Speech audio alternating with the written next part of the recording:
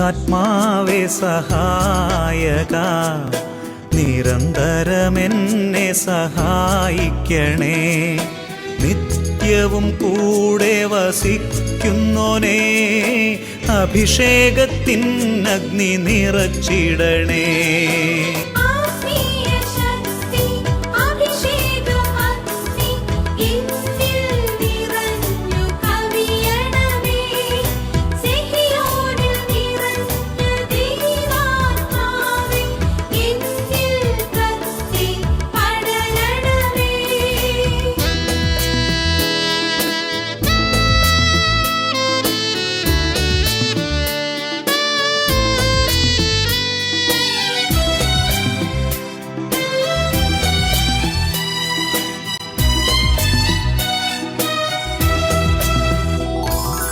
എന്നുള്ളിൽ നിറയുന്ന ദൈവിക ശക്തി ലൗകിക ശക്തിയെ തകർത്തിടുന്നു. പാപനീതി ന്യായ ബോധ്യങ്ങൾ ഹൃത്തിൽ നിറച്ചെന്നെ അഭിഷേചിക്കൂ. പരിശുദ്ധാത്മാവേ സഹായക, നിരന്തരമെന്നെ സഹായിക്കണേ.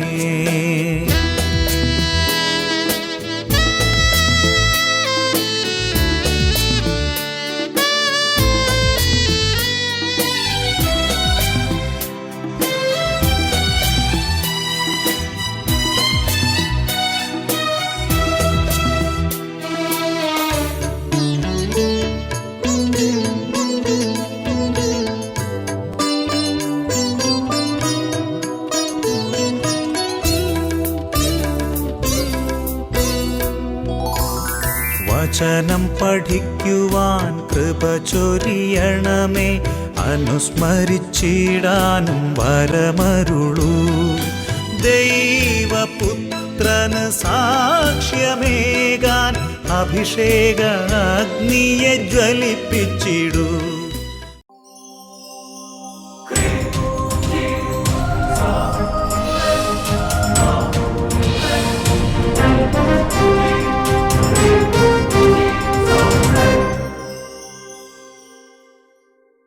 ഉറക്കെ പറഞ്ഞ ഹല്ലേലൂയ, ഹല്ലേലൂയ.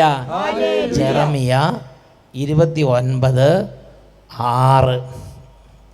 വിവാഹം കഴിച്ച് സന്താനങ്ങൾക്ക് ജന്മം നൽകുവീൻ. അപ്പോൾ കല്യാണം കഴിക്കാത്തവരെല്ലാം വേഗം പോയി കല്യാണം കഴിക്കുവീൻ. കുടുംബജീവിതത്തിന് വലിയ വിലയുണ്ട്.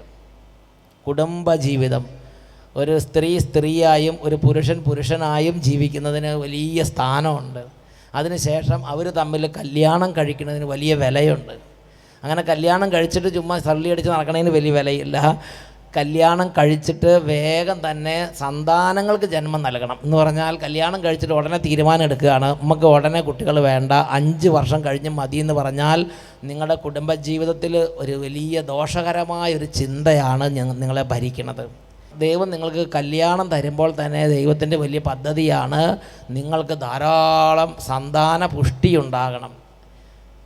നിങ്ങൾ കല്യാണം കഴിച്ചാൽ ഉടനെ തന്നെ നിങ്ങൾ ചെയ്യേണ്ട കാര്യമാണ്, നിങ്ങൾ സന്താനങ്ങൾക്ക് ജന്മം നൽകുവീൻ.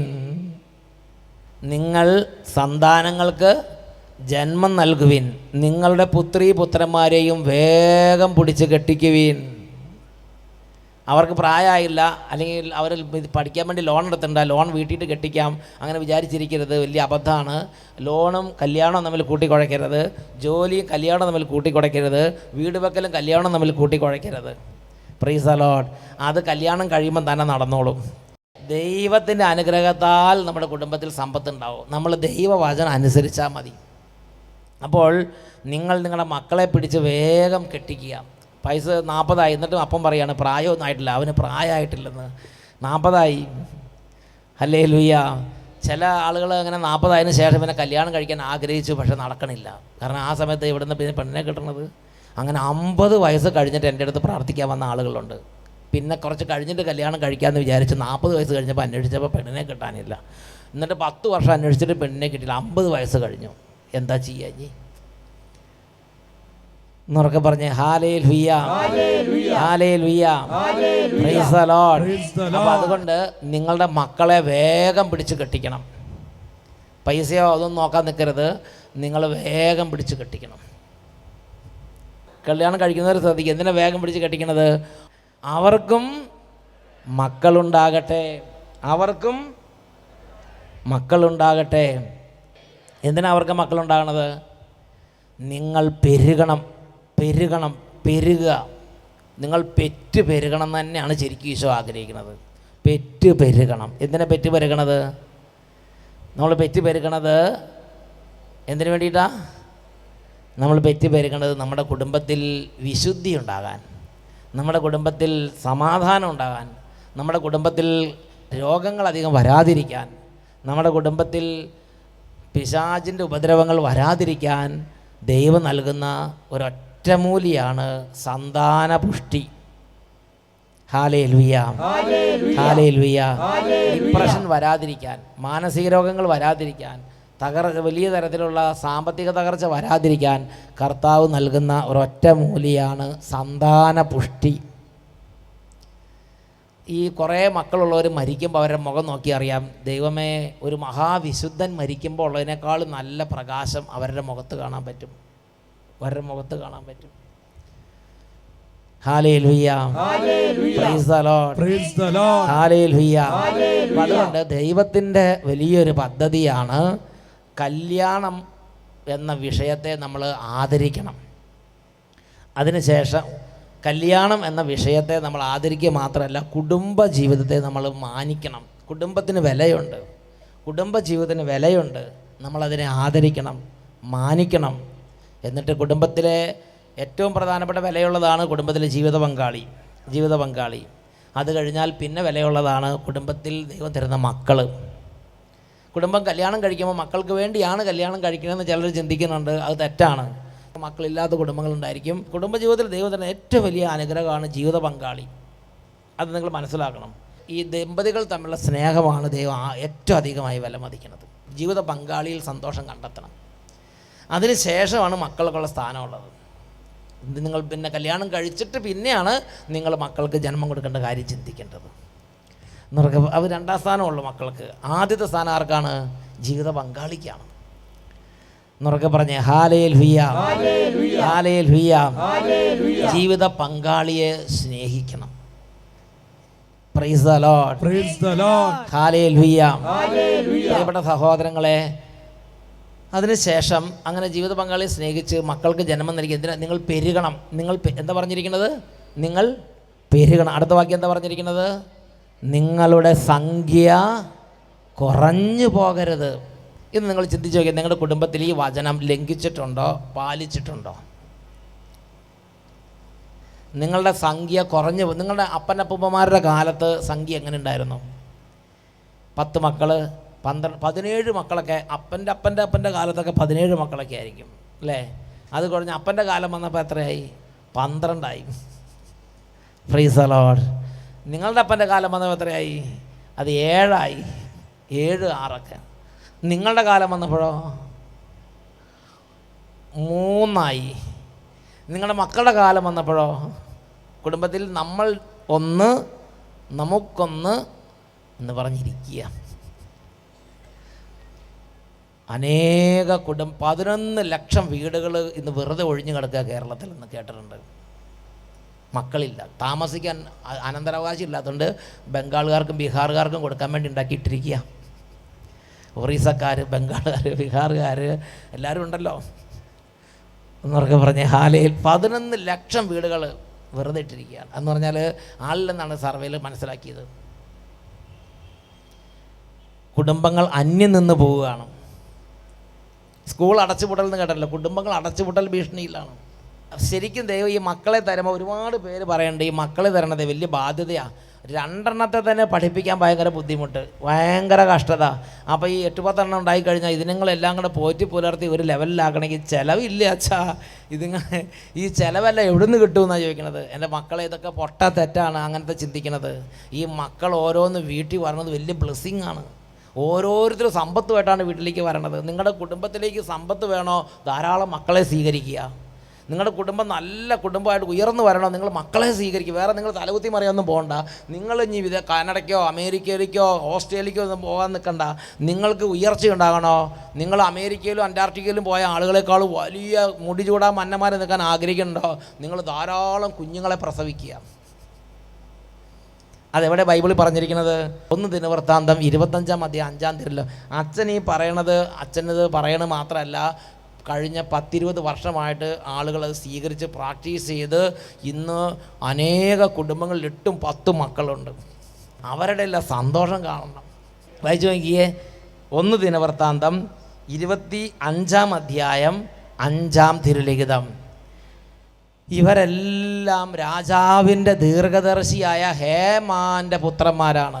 ഹേമാനെ ഉന്നതനാക്കുന്നതിന് തൻ്റെ വാഗ്ദാനം അനുസരിച്ച് ദൈവം 14 പുത്രന്മാരെയും 3 പുത്രിമാരെയും അവന് നൽകി.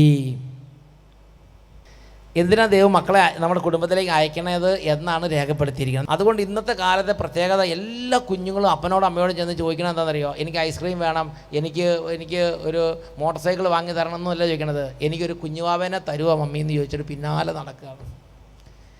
ഒരുപാട് കുട്ടികൾ ഭയങ്കരമായിട്ട് ആഗ്രഹിക്കുന്നുണ്ട്, ഞങ്ങളുടെ ശൂന്യത മാറാൻ ഞങ്ങൾക്കൊരു കമ്പ്യൂട്ടർ വാങ്ങി തന്നിട്ട് കാര്യമില്ല, ഞങ്ങളുടെ ശൂന്യത മാറാൻ ഞങ്ങൾക്കൊരു കളിപ്പാട്ടം വാങ്ങി തന്നിട്ട് കാര്യമില്ല, ഞങ്ങളുടെ ശൂന്യത മാറാൻ ഞങ്ങൾക്ക് കുറേ ഫുഡ് തന്നിട്ട് കാര്യമില്ല, ഞങ്ങൾ ഏറ്റവും ബെസ്റ്റ് സ്കൂളിൽ കൊണ്ട് പഠിപ്പിച്ചിട്ട് കാര്യമില്ല, ഏറ്റവും വലിയ കാറ് വാങ്ങി തന്നിട്ട് കാര്യമില്ല, നല്ല വീടുണ്ടാക്കി തന്നാലും ഞങ്ങളുടെ ഹൃദയം സന്തോഷിക്കില്ല, ഒരു കുഞ്ഞുവാവേനെ ഞങ്ങൾക്ക് വേണമെന്ന് പറയുന്ന ചെറിയ കുട്ടികൾ. ഇപ്പോൾ ദൈവരാജ്യത്തിൻ്റെ കാര്യങ്ങൾ കുഞ്ഞുങ്ങളാണ് പഠിപ്പിക്കുന്നത്. ഒന്ന് ഉച്ചത്തിൽ പറഞ്ഞേ, ഹല്ലേലൂയ, ഹല്ലേലൂയ. ഹേമാനെ ഉന്നതനാക്കുന്നതിന് ദൈവം തൻ്റെ വാഗ്ദാനം അനുസരിച്ച് 14 പുത്രന്മാരെയും 3 പുത്രിമാരെയും അവന് നൽകി. പ്രിയപ്പെട്ട സഹോദരങ്ങളെ, നമ്മൾ നമ്മുടെ കുടുംബത്തിൽ മക്കളുടെ എണ്ണം കുറച്ചത് ഉള്ള മക്കൾക്ക് നല്ല വിദ്യാഭ്യാസം കൊടുക്കാൻ, ഉള്ള മക്കൾക്ക് നല്ല ആരോഗ്യം കൊടുക്കാൻ, ഉള്ള മക്കൾക്ക് നല്ല ഫുഡ് കൊടുക്കാൻ, ഉള്ള മക്കൾക്ക് നല്ല സ്വഭാവം ഉണ്ടാകാൻ, ഉള്ള മക്കൾക്ക് നല്ല ജീവിത സാഹചര്യങ്ങൾ ഉണ്ടാകാൻ, അങ്ങനെ നല്ല ഒരു കുടുംബം ഉണ്ടാകാൻ വേണ്ടിയാണ് നമ്മൾ സത്യത്തിൽ മക്കളുടെ എണ്ണം കുറച്ചത്. ഞാൻ നിങ്ങളോടൊന്ന് ചോദിക്കട്ടെ, എന്നിട്ട് മക്കളുടെ എണ്ണം ഇതുപോലെ കുറച്ചിട്ട് സത്യത്തിൽ കുടുംബത്തിൽ വേദന കൂടുകയാണോ കുറയുകയാണോ ചെയ്തത്? നിങ്ങളുടെ അഭിപ്രായം എന്ന് പറ. ലോകത്തിൽ വേദന കൂടുകയാണോ കുറയുകയാണോ ചെയ്തിരിക്കുന്നത്? രോഗങ്ങൾ കൂടുകയാണോ കുറയുകയാണോ ചെയ്തിരിക്കുന്നത്? പണ്ടത്തേക്കാൾ നല്ല റോഡുകളും നല്ല വീടുകളും നല്ല ഫുഡും നല്ല വിദ്യാഭ്യാസവും നല്ല ട്രീറ്റ്മെൻറ്റുകളും എല്ലാം ഇന്ന് നമ്മൾ അവൈലബിൾ ആക്കി. സത്യത്തിൽ മനുഷ്യൻ്റെ വേദന കൂടുകയാണോ കുറയുകയാണോ ചെയ്തിരിക്കുന്നത്? കടലല പോലെ മനുഷ്യൻ്റെ വേദന കൂടി. മനുഷ്യൻ്റെ കടബാധ്യത കൂടുകയാണോ കുറയുകയാണോ ചെയ്തത്? കുടുംബ പ്രശ്നങ്ങൾ കൂടുകയാണോ കുറയുകയാണോ ചെയ്തത്? ദുഷ്ടത കൂടുകയാണോ കുറയുകയാണോ ചെയ്തത്? വിശുദ്ധി കൂടുകയാണോ കുറയുകയാണോ ചെയ്തത്? പ്രാർത്ഥനാരീതി കൂടുകയാണോ കുറയുകയാണോ ചെയ്തത്? കുടുംബസ്നേഹം കൂടുകയാണോ കുറയുകയാണോ ചെയ്തത്? മക്കൾക്ക് മാതാപിതാക്കന്മാരോട് സ്നേഹം കൂടുകയാണോ കുറയുകയാണോ ചെയ്തത്? ഇതൊക്കെ ചെയ്തിട്ട് പണ്ട് ഇത്രയും വലിയ സൗകര്യമൊന്നും ഇല്ലെങ്കിൽ ആ മക്കൾക്ക് അപ്പനോടും അമ്മയോടും അപ്പൻ അമ്മയെന്നുള്ള സ്നേഹം ഉണ്ടായിരുന്നു, അപ്പൻ അമ്മയെന്നുള്ള സ്നേഹം ഉണ്ടായിരുന്നു. ഈ കഴിഞ്ഞ ആഴ്ച അച്ഛൻ UK ചെന്നപ്പോൾ അവിടെ ഒരു അമ്മ ഒരു സങ്കടം പറഞ്ഞു. ആ അമ്മ ഭയങ്കര വേദനയുടെ ഒരു കാര്യം പറഞ്ഞു. 34 കുട്ടികൾക്ക് നേതൃത്വം കൊടുക്കുന്ന അമ്മയാണ്. അത് കുടുംബത്തിലല്ല, ആ ഇടവകയിൽ കുറച്ച് കുട്ടികളേ ഉള്ളൂ. എല്ലാ വീട്ടിലും 1 കുട്ടി 2 കുട്ടിയൊക്കെ ഉണ്ടാവുള്ളൂ. അപ്പോൾ 34 കുട്ടികളെ ഇങ്ങനെ ഇരുത്തിയൊരു പ്രോഗ്രാം നടത്തുമ്പോൾ ഒരു 5ലും 6ലൊക്കെ പഠിക്കുന്ന കുട്ടികളാണ്, 4ലൊക്കെ പഠിക്കുന്ന കുട്ടികളാണ്. അപ്പോൾ അമ്മ കുട്ടികളോട് ചോദിച്ചു, നിങ്ങളുടെ മമ്മി നാട്ടിൽ പോയിട്ട് തിരിച്ചു വന്നില്ലെന്ന് വിചാരിക്കുക, നിങ്ങൾക്ക് സങ്കടമാവില്ലേ എന്ന് ചോദിച്ചു. അപ്പോൾ അവർ UK നിങ്ങളുടെ കേരളത്തിൽ വന്ന് തിരിച്ച് ചെന്നില്ലെങ്കിൽ എന്തെങ്കിലും ഒരു അപകടം പറ്റി മരിച്ചു എന്ന് വിചാരിക്കുക. അങ്ങനെ മരിച്ചാൽ, മമ്മീനെ കാണാതിരുന്നാൽ ഈശോയെ നമുക്ക് കണ്ടുമുട്ടാൻ പറ്റില്ലെങ്കിൽ നമ്മുടെ ഹൃദയം ഈശോയ്ക്ക് വേണ്ടി ദാഹിക്കണം, ഈശോയുടെ സ്നേഹം ഉണ്ടാകണമെന്ന് പറഞ്ഞ് പഠിപ്പിക്കാൻ വേണ്ടിയാണ് ഈ ടീച്ചർ ഇത് പറയാൻ തുടങ്ങിയത്. നിങ്ങളുടെ മമ്മി ക്യാൻസർ വന്ന് മരിച്ചു, അല്ലെങ്കിൽ നിങ്ങളുടെ മമ്മി അപകടത്തിൽപ്പെട്ട് വിമാന അപകടത്തിൽ തകർന്നു മരിച്ചു, നാട്ടിലേക്ക് പോയിട്ട് തിരിച്ചു വന്നില്ല, നിങ്ങൾക്ക് മമ്മീനെ കാണാൻ തിരിച്ചു വരാതെ വരുമ്പം നിങ്ങൾക്ക് വിഷമാവില്ലെന്ന് ചോദിച്ചു. അപ്പോൾ ഈ കുട്ടികൾ 34 കുട്ടികളിൽ 2 കുട്ടികൾ പറഞ്ഞ് ഞങ്ങൾക്ക് മമ്മീനെ മിസ്സാവും എന്ന് പറഞ്ഞു, മിസ് ചെയ്യുമെന്ന് പറഞ്ഞു. അതവരുടെ രീതിയായിരിക്കും മിസ് ചെയ്യുക എന്ന് പറഞ്ഞത്. പിന്നെ 32 കുട്ടികളും പറഞ്ഞു മമ്മി പോയാൽ ഞങ്ങൾക്ക് സൺഡേയിൽ ഫുഡ് കിട്ടില്ല, ബിരിയാണി കിട്ടില്ല എന്ന് പറഞ്ഞു. അതുള്ളവർക്ക് ആകെ ഒരു നഷ്ടം, വേറൊരു കുഴപ്പമില്ല അവർക്ക്. കുട്ടികൾക്ക് കൂടുതൽ സ്നേഹം ഉണ്ടാകാനും കുട്ടികൾ കൂടുതൽ നമ്മളെ അംഗീകരിക്കാനും വേണ്ടി നമ്മൾ കുട്ടികളുടെ എണ്ണം എല്ലാം കുറച്ച് 1 ആക്കി 2 ആക്കി. പക്ഷേ അവർക്ക് ഹൃദയത്തിലുള്ള വൈകാരിക ബന്ധം നിലച്ചു പോവുകയാണ് ചെയ്യുന്നത്. ക്രൂരതയും ദുഷ്ടതയും കൂടുകയാണ് ചെയ്യുന്നത്. മക്കളില്ലാത്ത തലമുറ വരുമ്പോൾ ക്രൂരതയും ദുഷ്ടതയും കൂടും. ഞങ്ങൾക്ക് ബിരിയാണി കിട്ടില്ല, വേറെ കുഴപ്പമൊന്നും ഉണ്ടായാലെന്ന് പറഞ്ഞു. 2 കുട്ടികൾ മാത്രം പറഞ്ഞാൽ ഞങ്ങൾക്ക് മമ്മീനെ മിസ് ചെയ്യുമെന്ന് പറഞ്ഞു. Price the Lord. 34 കുട്ടികളിൽ അത്രേ പറഞ്ഞു. അത്രയുള്ള അവർക്ക് ഫീലിങ്. മമ്മി ഇല്ലെങ്കിൽ ഇല്ല, ഓക്കെ ഐ ആം ഓക്കെ എന്നാണ് പറഞ്ഞത്. Hallelujah, hallelujah. മക്കളുടെ എണ്ണം കുറച്ച് കഴിയുമ്പോൾ ഉള്ള കുട്ടികൾ നല്ല സ്നേഹമുള്ളവരും നല്ല കമ്മിറ്റ്മെൻ്റ് ഉള്ളവരും നല്ല കുടുംബത്തോട് കൂറുള്ളവരാണെന്ന് വിചാരിക്കരുത്. കുടുംബത്തോട് കൂറില്ലാത്തവർ, സഭയോട് കൂറില്ലാത്തവർ, രാജ്യത്തോട് കൂറില്ലാത്തവരുണ്ടാവും. അതുകൊണ്ട് നിങ്ങളുടെ ജീവിതം, നിങ്ങളുടെ കുടുംബം, നിങ്ങളുടെ അവസ്ഥ നല്ല സ്ഥിതി ഉയർത്താൻ ആഗ്രഹിക്കുമ്പോൾ ദൈവം നമ്മുടെ കുടുംബം ഉയർത്താൻ വേണ്ടി വെച്ചിരിക്കുന്ന ദൈവിക പദ്ധതിയെ അറിയാതെ പോകരുത്. അതിൽ വലിയ ഒരു കാര്യമാണ് സന്താനപുഷ്ടി. ദൈവം ആദത്തെയും ഹവ്വയെയും ഭൂമിയിൽ സൃഷ്ടിച്ചു. ഭൂമിയിൽ സൃഷ്ടിച്ചപ്പോൾ ദൈവത്തിന് അവരോടുള്ള സ്നേഹം അതീവ സ്നേഹമാണ്. അതുകൊണ്ട് ദൈവത്തിന് അവർക്ക് വേണ്ടി എല്ലാ അനുഗ്രഹങ്ങളും കൊടുക്കാൻ ആഗ്രഹം. അവർക്ക് വിശുദ്ധി കൊടുക്കണം, അവർക്ക് പ്രാർത്ഥനാരീതി ഉണ്ടാകണം, അവർക്ക് സ്നേഹം വേണം, അവർക്ക് സമാധാനം വേണം, സാമ്പത്തിക വേണം, അവർക്ക് നല്ല ആരോഗ്യം വേണം, അവർക്ക് രോഗമൊന്നും വരരുത്, അവരുടെ കുടുംബത്തിൽ വഴക്കൊന്നും ഉണ്ടാകരുത്, അവർക്ക് കണ്ണുനീര് വരരുത്. ഇങ്ങനെ എല്ലാ അനുഗ്രഹങ്ങളും നല്ലതുണ്ടാകണമെന്ന് ദൈവത്തിന് ആഗ്രഹം. അതുകൊണ്ട് അതെല്ലാം ഒരു അനുഗ്രഹമായി കൊടുക്കാൻ വേണ്ടി ദൈവം ആഗ്രഹിക്കുകയാണ്. അങ്ങനെ ദൈവം ആഗ്രഹിച്ചപ്പോൾ ദൈവം നോക്കി ഇവർക്ക് ഇതെല്ലാം ഉണ്ടാകാൻ വേണ്ടി ഏത് അനുഗ്രഹമാണ് കൊടുക്കേണ്ടതെന്ന് നോക്കിയിട്ട് ദൈവം കൊടുത്തൊരു തലപ്പെട്ട അനുഗ്രഹമുണ്ട്. എല്ലാ നന്മകളും ഈ ആദത്തിനും ഹവ്വയ്ക്കും ഉണ്ടാകാൻ വേണ്ടി ദൈവം അവരെ ഇങ്ങനെയാണ് അനുഗ്രഹിച്ചത്. വായിച്ചു നോക്കിയേ, ഉൽപ്പത്തി 1-ാം അധ്യായം 28-ാമത്തെ വാക്യം. ദൈവം അവരെ ഇങ്ങനെ അനുഗ്രഹിച്ചു: സന്താനപുഷ്ടിയുള്ളവരായി പെരുകുവിൻ, ഭൂമിയിൽ നിറഞ്ഞ് അതിനെ കീഴടക്കുവിൻ, കടലിലെ മത്സ്യങ്ങളുടെയും ആകാശത്തിലെ പറവകളുടെയും ഭൂമിയിൽ ചരിക്കുന്ന സകല ജീവികളുടെയും മേൽ നിങ്ങൾക്ക് ആധിപത്യം ഉണ്ടായിരിക്കട്ടെ. അപ്പോൾ ദൈവം എല്ലാ അനുഗ്രഹങ്ങളും ഉണ്ടാകാൻ വേണ്ടി ഒരൊറ്റ സിംഗിൾ അനുഗ്രഹം കൊടുത്തത് ഏതനുഗ്രഹമാണെന്ന് അറിയാവോ? സന്താനപുഷ്ടി. നമ്മുടെ കാരണവന്മാർക്ക് വലിയ വിദ്യാഭ്യാസമൊന്നും ഇല്ലായിരുന്നെങ്കിലും കാരണവന്മാർക്ക് അത് അറിയായിരുന്നു. അതുകൊണ്ട് അവർ എത്ര കഷ്ടത സഹിച്ചും അവർ മക്കളെ സ്വീകരിക്കുമായിരുന്നു. ഞാൻ പാലായിൽ ചെന്നപ്പം പാലായിലെ ഒരു കുടുംബം, ആ കുടുംബത്തെ എനിക്ക് പരിചയപ്പെടുത്തി തന്നു. എനിക്ക് സന്തോഷമായ കുടുംബം. ആ കുടുംബത്തിൽ ഒരു അമ്മ മാത്രമുള്ളൂ, അപ്പൻ മരിച്ചു, അമ്മ മാത്രമേ ഉള്ളൂ. 10 മക്കളെ സ്വീകരിച്ചതിന് ശേഷമാണ് അതിന് ശേഷമാണ് അപ്പം മരിച്ചത്. ഈ 10 മക്കളെ ഓർത്ത് ഈ അമ്മ സന്തോഷിക്കുകയാണ്. അമ്മ പറഞ്ഞു, എൻ്റെ ചേട്ടൻ മരിച്ചില്ലായിരുന്നെങ്കിൽ എനിക്ക് ഇനിയൊരു 5 എണ്ണം കൂടെ കിട്ടിയേനെ, പക്ഷേ എൻ്റെ ചേട്ടൻ നേരത്തെ മരിച്ചു പോയല്ലോ കർത്താവേ എന്ന് പറഞ്ഞ് സങ്കടപ്പെട്ടിരിക്കുകയാണ്. ഇപ്പം 95 വയസ്സായിട്ടുണ്ട്. ഹല്ലേലൂയ.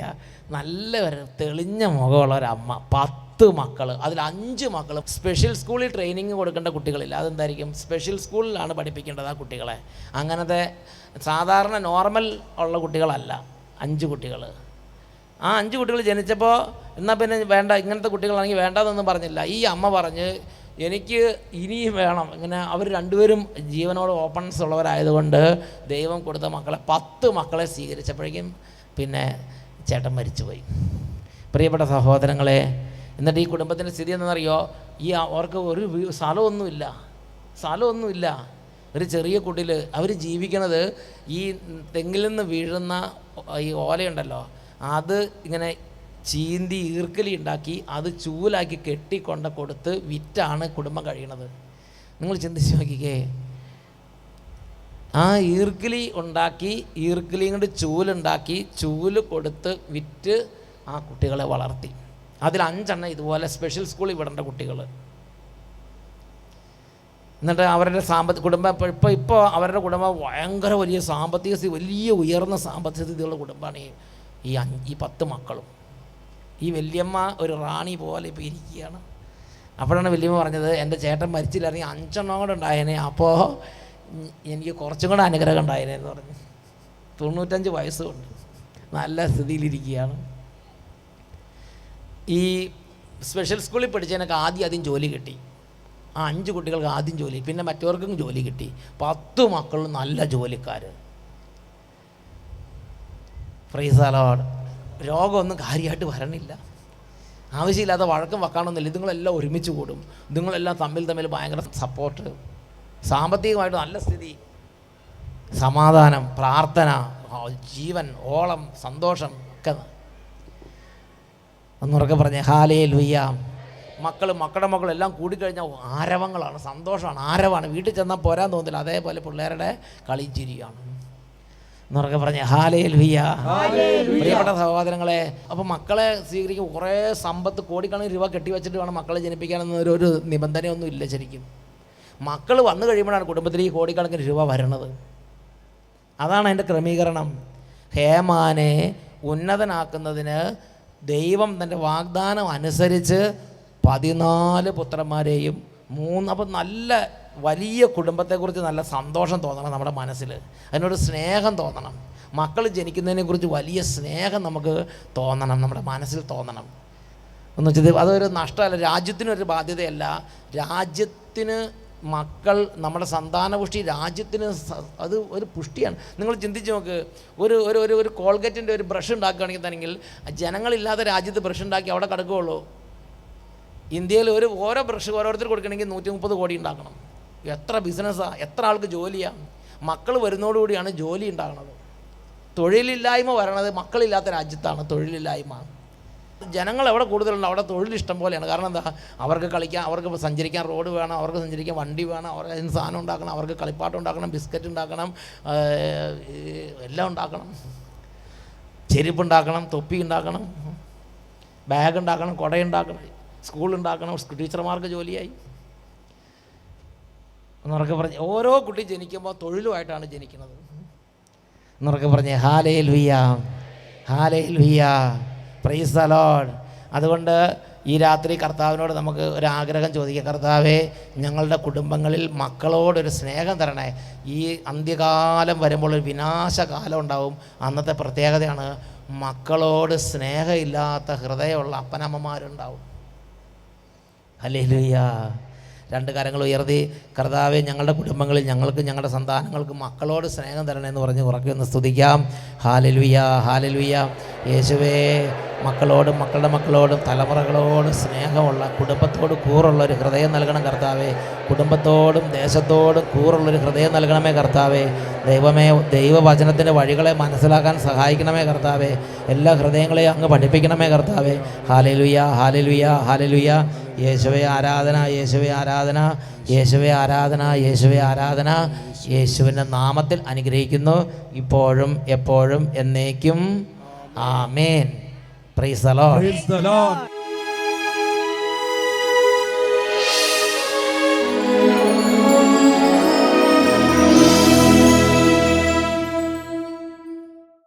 Hallelujah, hallelujah. പ്രിയപ്പെട്ട സഹോദരങ്ങളെ, ഈ സമയം ദിവ്യകാരുണ്യ ഈശോയെ ഉയർത്തി ആശീർവാദം നൽകുന്ന സമയത്ത് കുറേ നേരം കരങ്ങൾ ഉയർത്തി ഈശോയിലേക്ക് നോക്കി, യേശുവേ, യേശുവേ, ഞാനിതാ അങ്ങയുടെ സന്നിധിയിൽ താഴ്മയോടെ എളിമപ്പെടുന്നു, എന്നെ രക്ഷിക്കണമേ, എൻ്റെ കുടുംബത്തെ രക്ഷിക്കണമേ എന്ന് പറഞ്ഞ് പൊട്ടി കരഞ്ഞ് പ്രാർത്ഥിക്കാം.